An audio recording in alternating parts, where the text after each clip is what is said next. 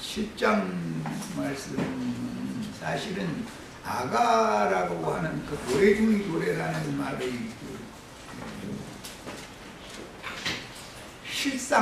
실제는 아가서 7장 부분 말씀이기 때문에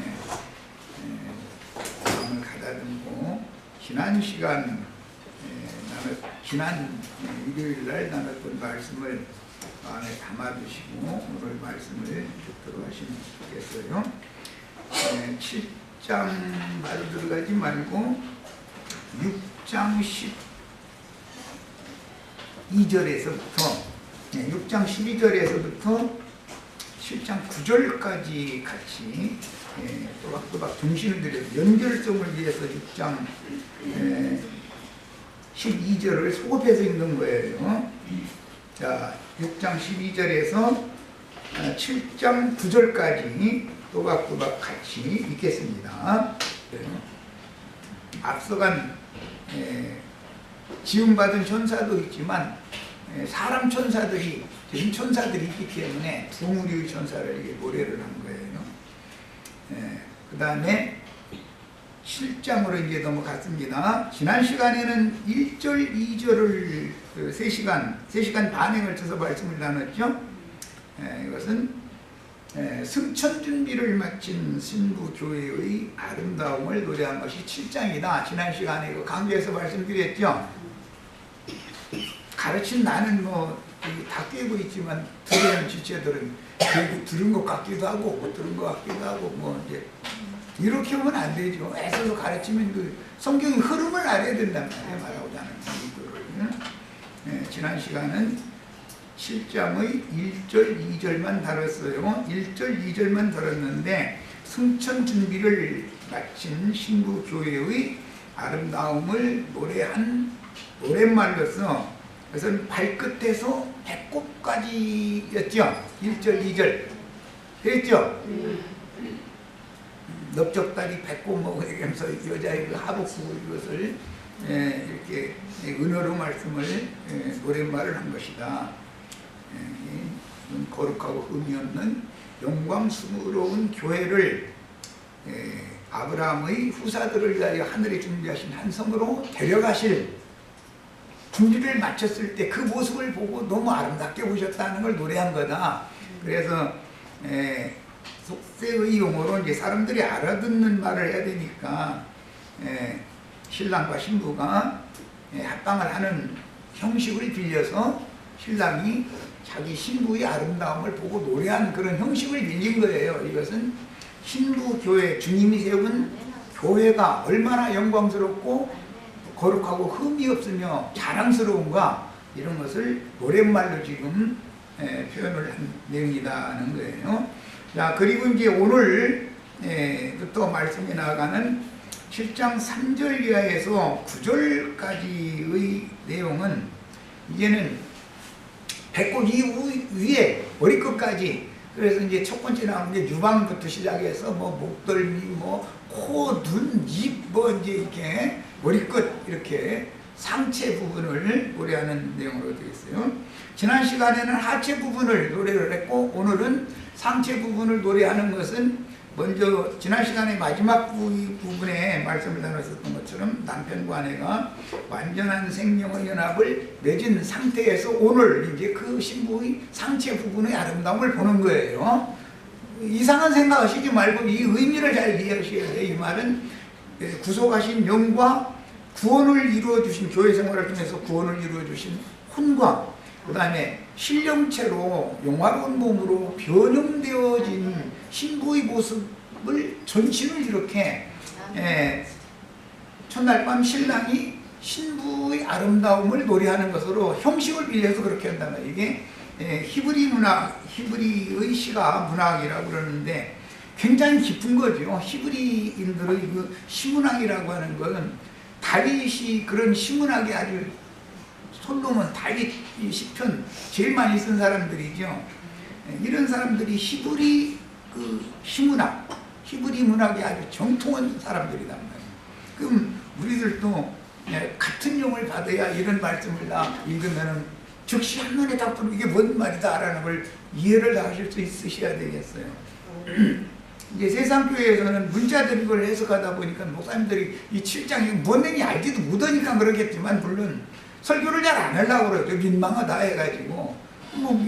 그거는 속세, 육신의 일을 예로 들어서 영의 일을, 땅의 일을 예로 들어서 하늘의 일을 바라고자 하는 그런 희문학이다 이것은. 그런 기본 개념을 이해를 하신 다음에 이제 3절부터 9절까지 봅니다. 3절부터 9절까지는 신부의 상체를, 아름다운 모습을 지금 보는 거예요. 그런데 완전히 생명연합을 맺은 상태에서 바라본단 말이에요. 그런 의미예요. 자, 이제 3절부터 읽어나갑니다. 두 유방은 암사슴의 쌍태새끼 같고 목은 상어망대 같구나. 눈은 해수은 바드라빛 문 곁에 있는 연못 같고 코는 밤의색을 향한 예방은 망대 같구나. 여기 얼굴의 중심은 코지요. 신체 전체의 중심은 배꼽이죠. 털이 지난 시간에 나눴었죠. 이제 말하고자 하는 의미를 잘 새겨가면서 읽으셔야 돼. 코가 엉뚱하게 옆에 붙었으면 윤곽이 균형이 안 맞잖아요. 정중앙에 딱 코가 있어야 되는 거죠. 그리고 코도 오똑하게 이렇게 있어야 되는 거죠. 참 이 히브리 신문학의 놀라운 점을 잘 이해하셔야 돼. 이 말은 항상 어떤 중심이라는 것은 그 사람의 영을 보는 거다 말이에요. 영의 상태를 본단 말이에요. 그 다음에 5절을 차례죠. 머리는 갈멜산 같고 드리운 머리털은 자주빛이 있으니 왕이 그 머리카락에 되었구나. 사랑아, 네가 어찌 그리 아름다우니 어찌 그리 차창한지 즐겁게 하는구나. 이것은 신랑이 너무 황홀한 거예요. 지금 아내를 바라볼 때. 네 키는 종려나무 같고 네 유방은 그 열매송이 같구나. 앞에 이미 유방 얘기가 나왔죠. 3절의 시작에. 그런데 지금 7장 내에 유방 얘기가 3번 나오는데 의미를 잘 살펴봐야 되겠어요. 내가 말하기를 종려나무 위에 올라가서 그 가지를 잡으리라 하였다니 네 유방은 또 나오죠. 유방 얘기가 포도송이 같고 네 복음은 사과 냄새 같고 네 입은 좋은 포도주 같을 것이니라. 남편만 이게 황홀하고 기쁜 게 아니고 6절에는 이제 남편이 네가 어찌 그리 아름다운지 어찌 그리 화창한지 나를 즐겁게 한다 이렇게 표현을 했는데 이건 신랑의 노래고, 이제 신부가 이제 그 콧김을 이렇게 내뿜었을 때 신랑이 그 냄새를 맡으면 사과 냄새 같다 하잖아요. 뭔 말인지 다 감 잡히시죠 이제? 자, 그 다음에 9절. 내 입은 좋은 포도주 같을 것이니라. 그랬어요. 이제 입의 포도주 같을 것이니라 라는 말이 9절 하반부부터 13절까지 이건 이제 다음 일요일 날 다룰 건데, 이 포도주는 내 사랑하는 자를 위하여 미끄럽게 흘러내려서 자는 자의 입을 펴지게 하느니라 하고, 나는 내 사랑하는 자에게 속하였도다. 이건 이제 신부의 노래예요. 일단은 그 문맥의 흐름에 대해서 이해를 잘 하셔야 되겠어요. 큰 주제를 말씀드렸으니까 문맥의 흐름 다 이해하시겠죠 이제? 자, 이제 자료로 들어갑니다. 아가서 지금 7장, 이 노래가 실제로 노래 중의 노래라는 말은 여기에 모든 게 집약이 다 돼 있는 거죠. 아가서 전체의 그 내용이. 신랑이 환희, 기쁨을 누리고 있고, 신부가 또 뭐 오늘 표현에는 뭐 콧김이 뭐 사과 냄새 같은 콧김을 내뿜고 뭐 포도주 흘러내는 것처럼 뭐 입을 뭐 움직여서 말을 하고, 그러니까 뭐 너무 황홀한 거지 뭐 내가 아니다 지금 그런 내용이란 말이에요. 그런 것 때문에 아가라는 말이 나온 거예요. 아가. 무슨 말인지 아시겠죠? 네, 어른들이 뭐 설명 안 해도 다 알죠. 자, 7장이지. 오늘 나누고자 하는 말씀은 구속받은 속사람의 영과 구원을 이루는 혼이 영화로운 새 몸인 영의 몸으로 지금 덧입고 혈육의 이 첫 장막을 벗고 귀한 백성의 수레 가운데로 돌아오라 이렇게 불렀는데 그곳에 올라가는 거예요 지금. 아브라함의 후사들을 위하여, 믿음의 후사들을 위하여 하늘에 준비하신 한 성에 지금 올라가는 얘기단 말이에요. 이런 거고 세상교회에서는 휴거된다 그러는데 이게 승천이다. 승천. 주와 함께 승천하는 거예요. 그런데 승천하는 광경을 신랑과 신부가 첫날 밤에 생명연합을 맺고 서로 너무너무 기뻐하고 환희하고 열광에 차 있는 그런 모습으로 승천을 비유를 해놨단 말이에요. 이게 히브리 문학의 특징인 거예요. 그러니까 이런 의미를 모르면 신약에 구름 속으로 끌려 올라간다라는 말을 해석해낼 수가 없어요. 이 세상 쪽의 사람들은 이런 의미를 모르기 때문에, 성경의 의미를 말하고자 하는 의도를 모르기 때문에 무슨 창공 허공에 떠다니는 구름 속으로 막 뿅 오고 뒤로 가고 뭐 우리 이자매님 뭐 가르친 사람은 뭐 오성별 나라 속으로 막 휙 하고 빨리 들어간다고 했다는데 그런 황당한 생각을 하는 거예요. 오성별 속에 갑니까? 예수 안에 갑니까? 극락의 하나님께로 데려감을 받는 거예요. 그것이 승천인 거예요. 이 세상신 마귀에게 시달림 당하던 영혼들을 구원해가지고 극락의 하나님, 영생하시는 하나님께로 지금 데려간다 그 말인 것이지, 무슨 오성별로 데리고 가고 뭐 삼성별로 데리고 가고 말 같은 소리를. 기독교인들은 뭐 창공도 다니고 구름 속으로 끌어올려가고, 문자대로는 그 말이 맞습니다. 문자대로 구름 속으로 올려간다고 했으니까. 그런데 아브라함의 믿음의 후사들, 구름 같은 증인들이 그들을 위해서 하나님이 하늘에 한 성을 예비해놨는데 거기가 우리 영원한 참 본향이잖아요. 더 좋은 본향. 거기로 지금 이끌려 데리고 간다 그 말이에요. 이것이 승천인 거예요. 기본 개념을 이해를 잘 하셔야 돼. 성경이 말하는 기본 개념. 자, 이제 3절부터 갑니다. 두 유방 얘가 나왔는데 7절, 8절에도 유방이 나왔죠. 여기 7장 3절의 유방은 암사슴의 쌍태 새끼 같다 그랬으니까 이것은 생산하는 모양을 강조한다는 걸 알 수 있죠. 낳는 거단 말이에요. 자식을 낳는 거. 유방이 완성되지 않은 여자가 자식을 낳으면 못 기를 거 아니야. 낳을 수도 없지만 이제 8장에 가면은 유방이 자라지 않은 이제 여자 얘기가 나오죠. 그런 사람은 애를 못 낳는 거죠. 애 낳으면 낳게 만드시지도 않지만 낳아도 굶겨 죽일 텐데 뭐 낳게 하실 리가 없죠. 여기서는 성숙한 여인의 유방, 어머니의 유방을 지금 강조한다고 말이에요. 자, 그 다음에 이제 4절로 갑니다. 목은 상아망대 같구나. 눈은 해수분 바드라빔 문 곁에 있는 연못 같고 코는 담에색을 향한 예반은 망대 같구나. 남편이 생명연합을 맺은 상태에서 그 아내를 바라보는 그 이제 모습을 이렇게 표현을 한 거예요. 목덜미를 먼저 이제 바라봤는가, 바라본 게 아니라 바라본 거죠. 목덜미를 이렇게 보니까 상아망대 같이 그렇게 아름답게 보였다. 이제 그런 표현이고, 눈은 해수분 바드라빔 문 곁에 있는 연못 같이. 이것은 뭐 고요할 뿐 아니라 그게 막다. 눈이 막다. 이제 그런 표현이고, 코는 아까 강조한 것처럼 그 얼굴 전체의 중심, 윤곽 전체 조화를 이루는 것은 코가 삐뚤어지면은 얼굴 다른데 아무리 이쁘게 만들어도 코 삐뚤어지면 끝나는 거죠. 요즘엔 뭐 성형수술 잘하니까 가서 고치면 되지만은 그런 강조점이 있다. 얼굴을 볼 때는 중심이 코기 때문에 코가 제자리에 잘 있어야 되는 거죠. 그리고 여자들은 특히 콧대가 높아야 미녀라고 그러잖아요. 그런데 남자들은 콧대 높은 여자를 별로 안 좋아하지 또.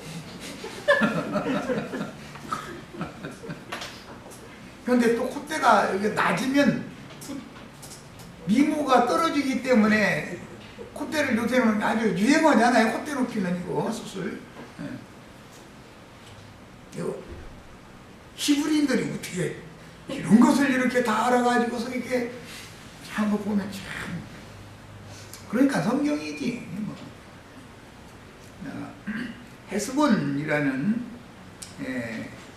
눈 목을 먼저 노래했는데 그 목이라는 것은 혼생명을 강조하는 거예요. 신약에 목숨이라고 번역된 목숨을 잃는 것보다 뭐 목숨을 얻는 것 뭐 이런 말씀이 나오고 혼이라는 말이 푸시케 혼생명을 말하는 거예요.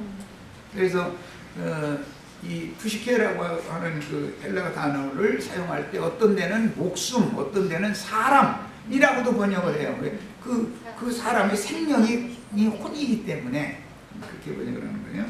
자, 그 다음에 이제 눈은 헤스본 바드라빔 문 곁에 있는 연못 같다. 그런데 이것은 고요하고 밝은 그 눈을 그렇게 아름다운 표현으로 한 거예요.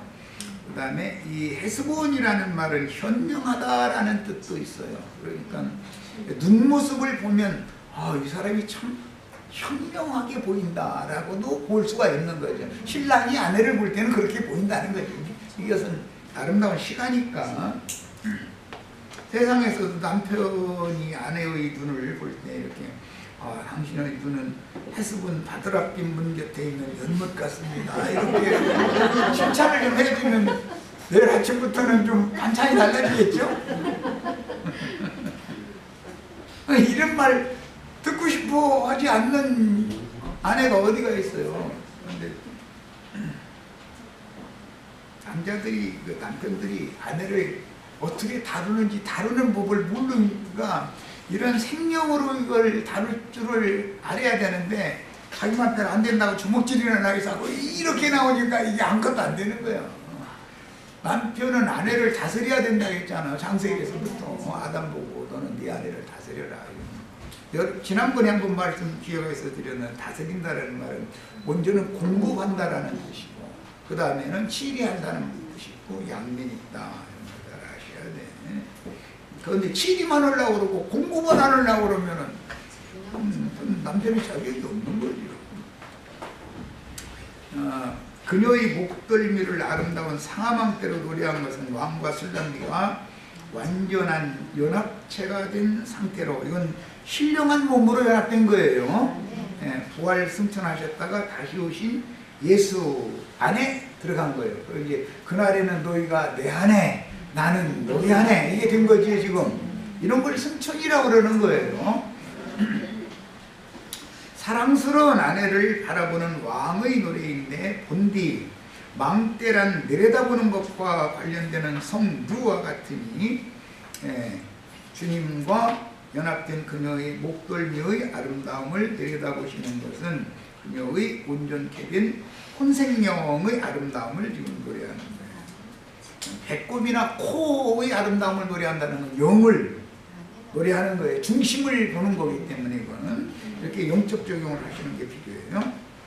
인체를 가지고 이렇게 노래 말씀을 했기 때문에 영적 적용을 잘 하셔야 돼요. 다메섹을 향한 레바논의 망대와 같이 우뚝 솟아 높은 그녀의 코에 대한 묘사는 얼굴 전체의 윤곽을 아름답게 조화를 이루고 있다는 것을 강조한다.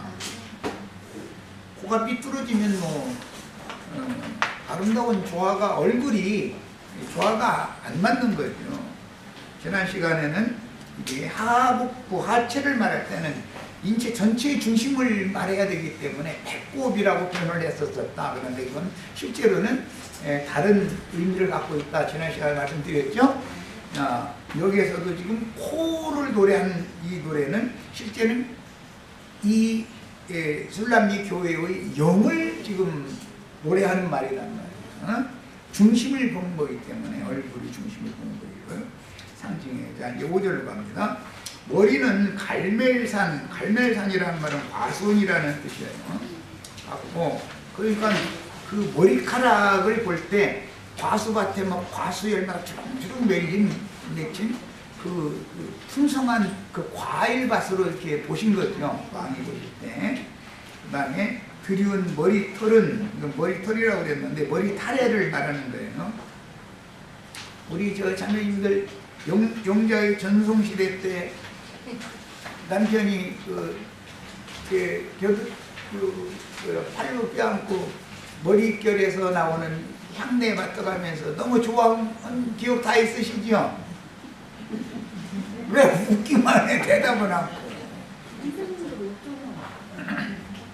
그래가지고 남편들 사람과 이제 혼인까지 약속을 했으면은 당연히 그 머리 샴푸하고 가야지. 머리 땀내난 채로 나가지는 않잖아. 데이트로 나가는데 향내를 내야 그 신랑자리가 더 사랑의 마음이 점점 더 깊어지는 게 당연히 할 줄 아는. 아니 처녀가 그런 것도 모르면 어떻게 이 집을 가겠어.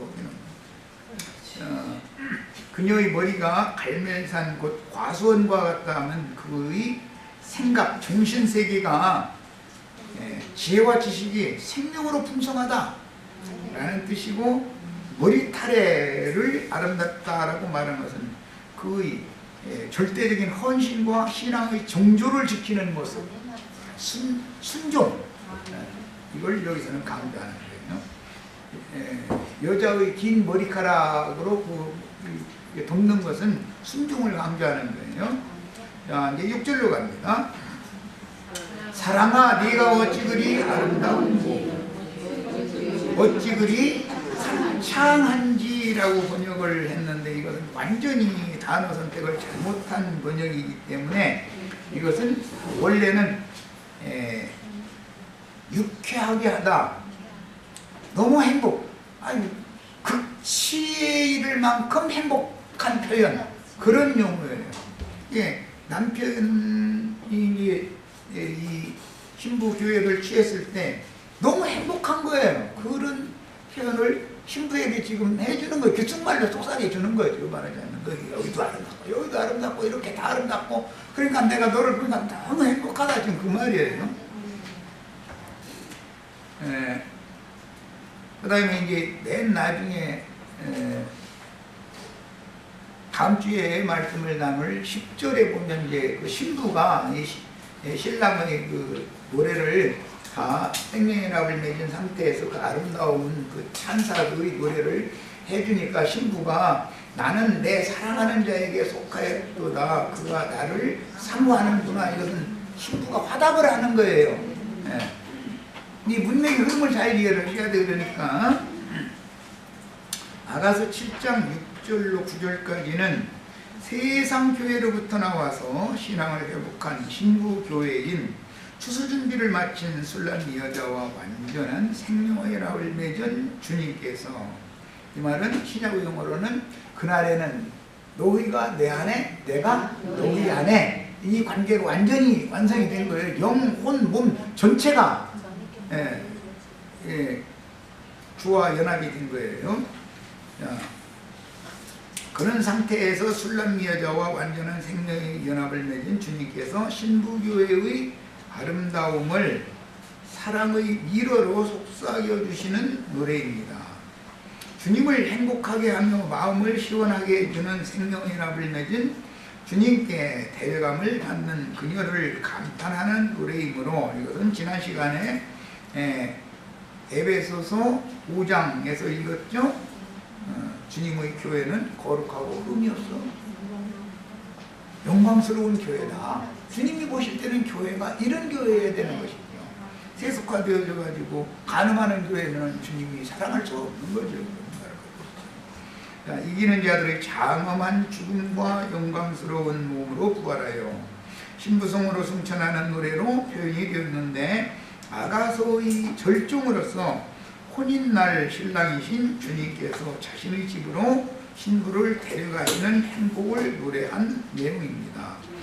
신랑의 집은 사실은 신부가 앞으로 들어가서 영원히 살 시댁이죠. 그것은 아브라함의 믿음의 후사들을 위하여 하늘에 준비하신 거룩한 성 새 예루살렘인 거예요. 이 생에서 신앙생활을 마치고 육의 장막을 벗고 영혼, 몸이 다 영화롭게 된 상태로 어디로 가느냐 하면은 거룩한 성 새 예루살렘, 아브라함의 믿음의 후사들을 위하여 하나님이 준비해 놓으신 그곳으로 데려감을 받는 거예요. 예. 그리고 이제 8장 오는 세상에는 그 신부성과 함께 오는 세상에 다시 내려오는 거예요. 이건 이제 8장 말씀 나누면 될 거예요. 자, 신부는 혈과 육의 첫 장막을 벗고 신령한 새 몸의 새 장막으로 덧입고 신랑을 따라서 승천하는데 신부 교회의 승천을 아름다운 노랫말로 표현한 내용으로서 아가서, 아가라는 말은 노래 중의 노래라는 뜻이죠. 문자적으로 이 제목이 실감이 나도록 아름다운 여체를 취하시는, 이것은 표상인 거예요. 사람의 말로 해야 사람들이 알아들으니까 다른 말로 한 건데 이거 다 영적인 뜻이 있단 말이에요. 신랑의 적극적인 사랑에 화답하는 신부의 격정적인 반응을 아름다운 노랫말로 표현하고 있습니다. 격정적인 반응이라고 하는 것은 뭐 콧김, 사과 냄새 같은 콧김, 그 다음에 입에서 포도주를 흘려내는 내서 자는 자들을 일으켜가지고 입을 그 자는 자들도 다 움직이게 만들 수 있는 그런 말을 하는 거예요. 이것은 이제 신부가 반응을 하는 거죠. 신랑이 이렇게 행복하게 해주니까 신부가 이제 그런 반응을 하는 거예요. 이런 형식으로 되어 있어요. 자, 7장 7절 네 키는 종려나무 같고 네 유방은 열매송이 같구나. 본문에서 나오는 유방은 3절에서는 생산하는 것과 관계가 되지만 생산할 수 있는 준비가 됐다. 그런 것과 관계가 되는 출산 쌍태를 낳는 그것과 강조점이 거기 있지만 이번에는 낳은 쌍태를 먹이는 것과 관계가 있으니까 기르는 것과 관계시키는 말씀이에요. 말하고자 하는 의도 충분히 아시면서 듣죠? 이해가면서 들으시는 중이죠?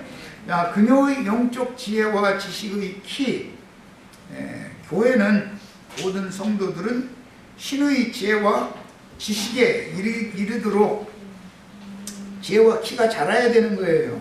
이 말은 신약의 용어로는 우리는 그리스도의 장성한 분량에 이르도록 자라야 된다 이렇게 됐죠. 그리스도는 하나님의 지혜요 하나님의 지식을 그리스도라고 그러는 거잖아요. 거기까지 우리의 영적 지혜, 영적 지식 거기까지 이르러야 된다. 자, 그리스도의 생각에 미치는 성숙한 처녀인 신부교회의 높은 높고 뭐 키만 높을 뿐 아니라 그 분량, 높이와 깊이와 넓이, 무게 전체가 그리스도의 분량에 이르러야 되는 것이에요. 그걸 생각을 칭찬하는 묘사로서 분량 있는 생각을 칭찬하는 묘사로서 생각의 바르고 높음을 비유하여 생명의 심장이 그리스도의 규격에 미치도록 자란 것을 상징한다. 근데 여기 자랐다라고 하는 것은 그 증거는 뭐냐면 건축이다.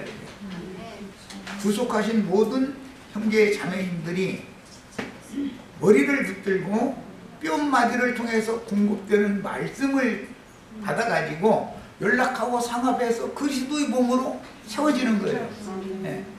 나 혼자 뭐가 신령한 사람이 되는 걸 지금 건축이라고 하는 게 아니에요. 온몸이 고루 자라야 된단 말이에요. 모든 지체들이 다 진리의 지식에 이르러야 돼. 생명이 풍성해야 돼. 사람이 온전케 해야 된단 말이에요. 모든 지체들이 다 이렇게 되는 거예요.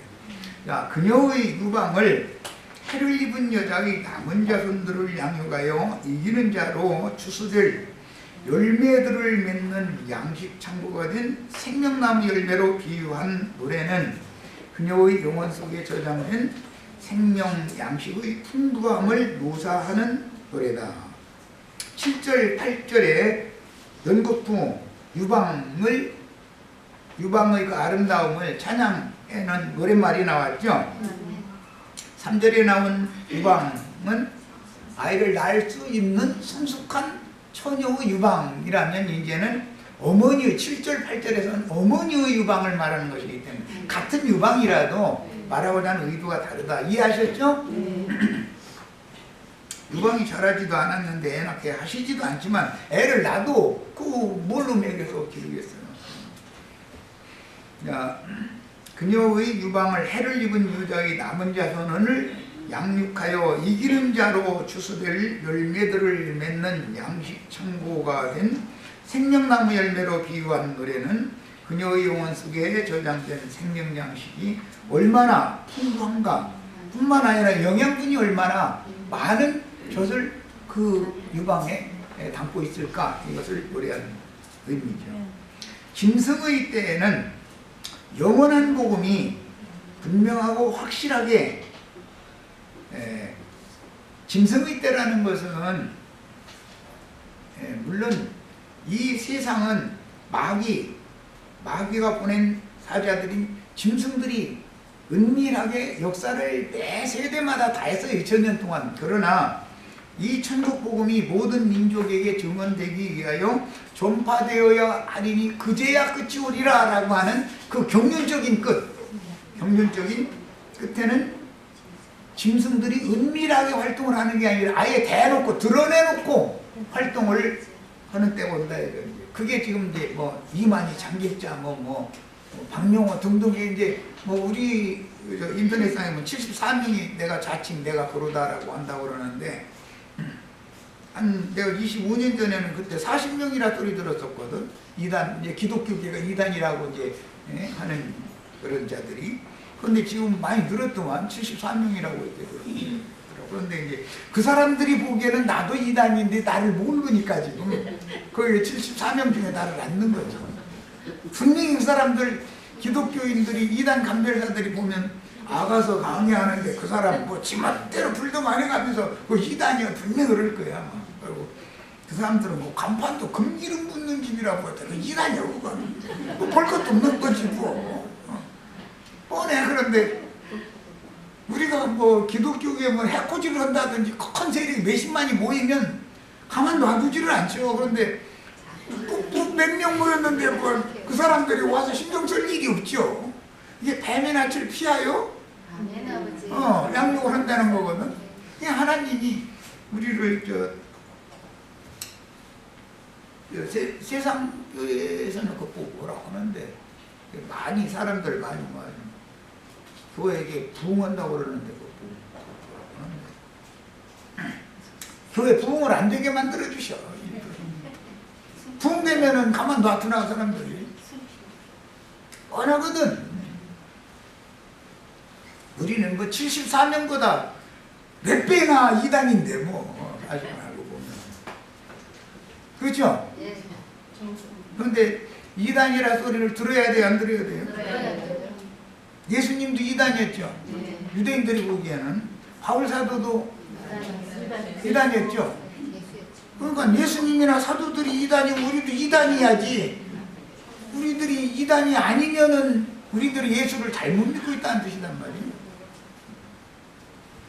그녀 유방을 해를 입은 여자의 남은 자손을 양육하여 이기는 자로 추수될 열매들을 맺는 양식 창고가 된, 이건 어머니의 유방이야. 이번 7절 8절은 짐승의 때에는 영원한 복음이 분명하고 확실하게 그녀의 영혼 속에 체계적으로 정립이 되어 신부교회는 마지막 때, 짐승 때, 추수 때 어떤 일이 있을 것을 체계적으로 잘 장비가 되어 있어야 된다. 이것이 아름다운 유방이다. 그래서 질서정연하게 그리고 조리 있게 진리를 증거하고 가르칠 수 있어야 한다. 추수 때의 일들에 대해서 잘 알고 있어야 된다.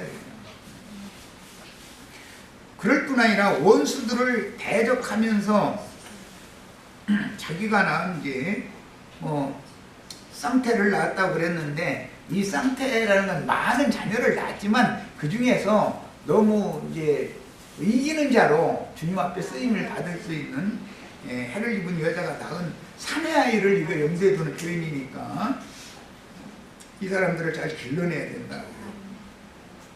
그런데 원수들을 지금은 이게 조용히 이루고 하지만 때가 되면 원수들과 전쟁을 해가면서 거룩한 성 새 예루살렘을 회복할 때 느헤미야나 에스라서에 보면은 그냥 성만 쌓았다겠어요. 한 손에는 칼을 잡고 한 손에는 무기를 잡고 성을 쌓을 수밖에 없는 거예요. 우리도 마찬가지다. 마지막 시대는. 왜냐하면 대적들이 가만 놔두지를 않으니까 이단 시비를 걸어가면서 자꾸 달라붙을 거 아니에요. 이제 이런 것도 다 준비가 돼 있어야 된다. 그래서 원수들을 대적하며 양육하여 오울익은 곡물로 거두어야 하므로, 이 오울익은 곡물이라는 표현을 했는데, 우리는 추수 때에는 분별을 두 단계로 하는 것을 잘 먼저 아셔야 돼. 곡식밭에 가라지도 함께 자라고 있기 때문에 가라지와 곡식을 먼저 구분을 하는 거예요. 탈곡을 하고 나면 곡식만 탈곡을 한 경우에 이제 탈곡을 하고 나면 여물이 반여물 만드는 것도 있고, 아예 뭐 신세졌다고 그러는데 여물이 들지 않은 것도 있고, 그런 것들은 반염을 만드는 것은 뭐 당모이라도 주면 되고 짐승모이라도 주면 되는데, 아예 여물이 들지 않은 것은 그 불 태우는 데다 같이 넣어야지 뭔데 쓰는 말이야. 그래서 추수의 이야기가 나오면 먼저는 곡식과 가라지를 분별하는 것이 먼저 있고, 그 다음에는 곡식 중에서 얼마만큼 올익은 곡식이냐를 분별을 해야 된다. 이게 이 추수 때에 대해서 성경에 나오는 추수에 관한 모든 말씀들을 소상하게 잘 알고 계셔야 돼요. 추수는 반드시 3단계로 하는 거예요.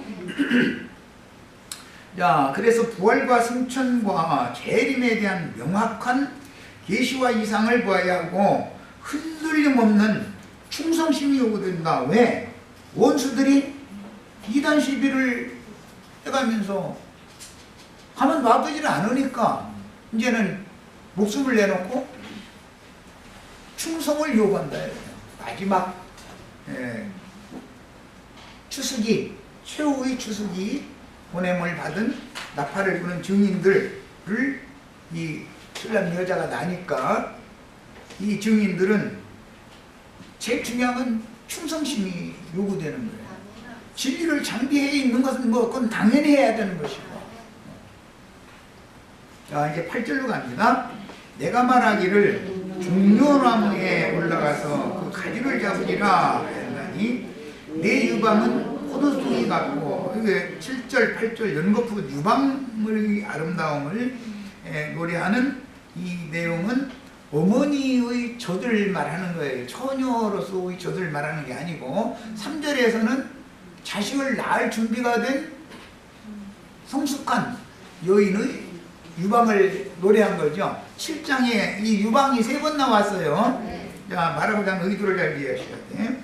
그 다음에 네 콧김은 사과 냄새 같고, 사람의 콧 속에서 뭐 콧김 나오는데 사과 냄새가 나옵니까? 왕이 볼 때 이 왕의 사랑을 받는 신부 교회가 왕의 사랑을 이제 받고 나서 생명의 기쁨과 누림과 환희가 고조된 상태에서 이제 반응을 하는 거죠. 신부가, 신랑이 이렇게 생명 공급을 하고 신부의 아름다움을 자꾸 칭찬을 할 때 이제 신부가 지금 반응하는 얘기예요.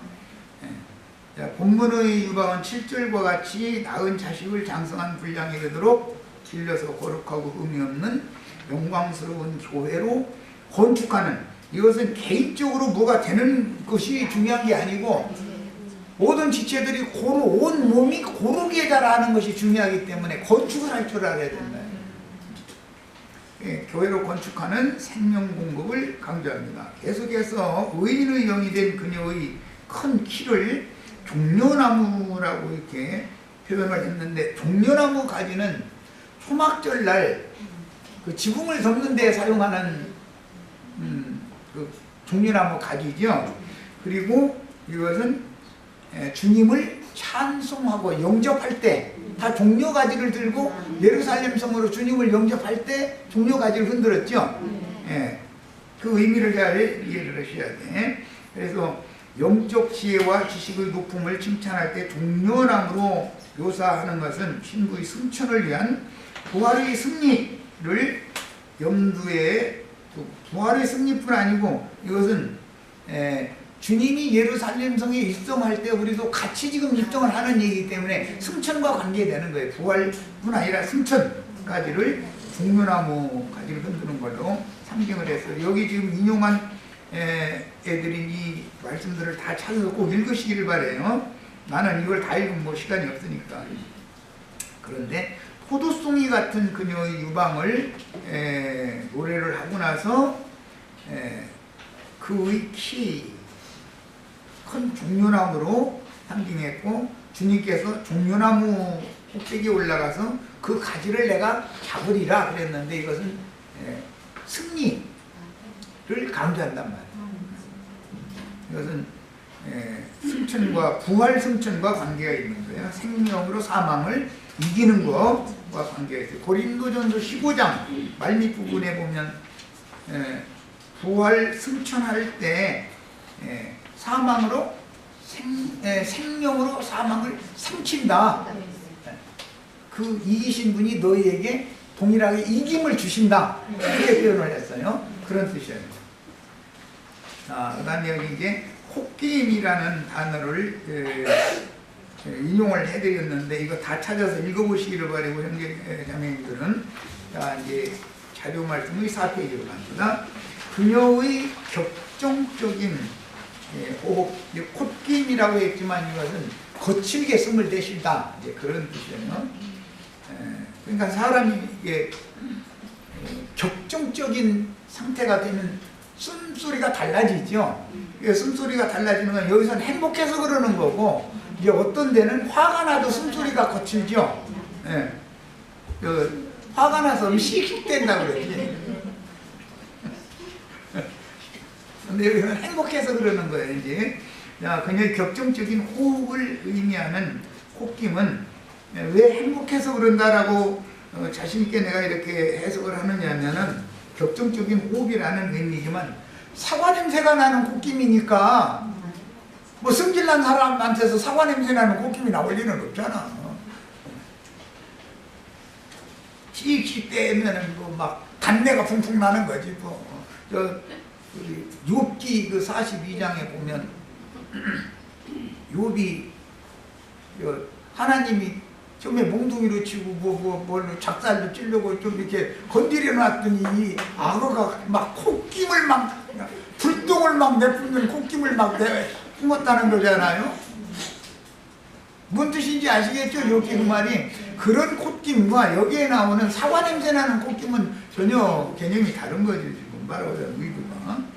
자, 그래서 신랑과 온전한 생명의 연합을 맺고 사랑을 나누는 사랑 행위의 절정을 맞아서 그녀의 영혼 몸 전체가 기쁨과 행복이 고조됨으로 내뿜는 거친 호흡이다.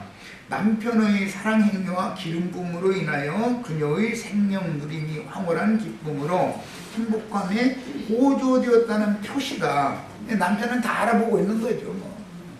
내 아내가 지금 행복해 하는지 기분 나빠하는지 뭐 그것도 모르면 또 부부 관계도 아니지. 야, 그녀는 전인격적으로 주님과 완전하게 연합되어 몸까지도 신령체로 영화롭게 되었으므로 그녀의 기쁨이 고조되는 것을 보여주는 거친 호흡은 왕과 나누는 기쁜 관계의 누림이 더할수록 기쁘고 거칠게 호흡하게 마련인데, 그녀의 거친 호흡은 분노의 의미로도 이 단어 자체만 보자면 양면이 있다 이거예요. 그런데 여기서는 그 부수적으로 사과 냄새 같은 콧김이라고 했기 때문에 이것은 행복한 사람에게서 나오는 콧김이다라고 해석할 수가 있고, 욥기 42장 같은 경우는 분을 내뿜는 콧김이기 때문에 거기 문맥에 따라서 단어만 가지고서 함부로 이렇다 저렇다 하면 안 되지. 문맥의 이 흐름이 어떠냐를 봐야 되는 거죠. 그녀는 전인격적으로 이렇게 주님과 완전하게 연합되어져 몸까지도 신령체로 지금 영화롭게 된 상태에서 신랑의 사랑을 적극적인 사랑을 받는 상태에서 이런 반응을 하는 거예요. 그런데 만약에 이걸 문자대로 이제 해석해서 반대쪽으로 해석을 해서 거친 호흡이라는 용어만을 가지고 만약에 막 불을 내뿜는 그런 국기입니다라고 해석된다면은 그 당시 땅에 남아있는 여자의 자손들에게는 경고의 나팔이 될 것이고, 그 다음에 예루살렘 지도자들이나 예루살렘의 여자들에게는 이게 다 경고가 될 것이다 라는 그 양면을 적용을 이제 생각을 해볼 수가 있어요. 그 다음에 신부교회의 승천을 흔히 세상교계에서는 휴거된다라고 말하는데, 이 승천에 관한 진리는 세상교계는 완전히 암흑이죠. 막 창공 떠돌아다니는 어떤 구름으로 간다든지 뭐 오리온 좌석으로 막 빨리 들어간다고도 했다니 뭐 이제 뭐 별 생각 상상을 다 하겠지 뭐. 세상교계는 너무 무지한 거예요. 승천은 뭐라고요? 온전한 구원을 이룬 성도가 극락의 하나님이신 그리스도께로 데려감을 받는 건데, 그 그리스도께로 데려감을 받는 것은 하늘의 하나님께서 하늘에 준비해 놓으신 아브라함의 후사들을 위하여 준비하신 한 성으로 데려가는 것을 말하는 거예요. 신랑집이요, 영원한 그 집에서 세상에 오셨다가 다시 세상에 있는 우리를 데리고 당신 집으로 다시 돌아가는 얘기를 하는 게 성경이죠. 예수님이 나는 위로부터 왔다 그러면은 어디서 왔다는 말이에요? 아브라함의 후사들을 위하여 하늘에 준비하신, 하나님이 준비해 놓으신 한 성에서 나는 왔다. 너희가 거듭나면 너희 참 고향은 나와 고향이 같은 고향이니까 내 고향으로 돌아가야 된다. 지금 그 얘기를 하는 거예요. 이해하셨죠? 네. 사실은 육신의 장막을 벗고 영의 몸을 덧입은 온전케 된 속사람이 주와 함께 영광 중에 나타나서 신랑집인 위에 있는 예루살렘 성으로 입성하는 것이며 공중의 구름 속으로 끌어올려 간다라고 표현을 했는데, 이 의미를 잘 이해하셔야 돼. 아브라함의 믿음의 후사들을 위하여 하늘의 하나님께서 하늘에 한 성을 준비해 놓으신 그곳으로 데려가는 거예요. 우리 더 좋은 참본향으로 데려가는 거예요. 우리 영혼의 본향은, 거듭난 영혼의 본향은 위에 있는 예루살렘이죠. 세상 나라가 아니고. 여기까지 해서 첫 시간을 마칩니다.